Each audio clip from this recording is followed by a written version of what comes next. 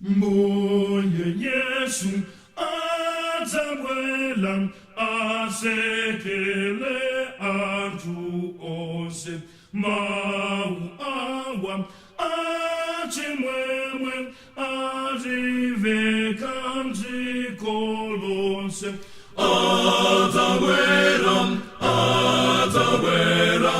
ebwela ni mbuye watu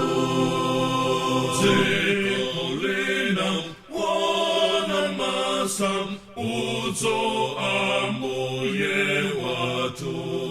Leta wana saulemu mene atabwela iye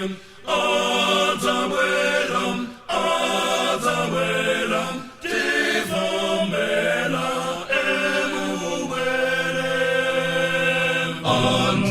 Anum amafokam pauleno nasokeram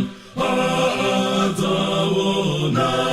nananum atavaran sozoyeram mozaweram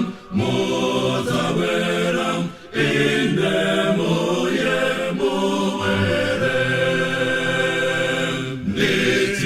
Yembem keza için siti karachete ifem timbetanye mazatu zatuleme keza mlungum atabwelam emuwerem sana Yesu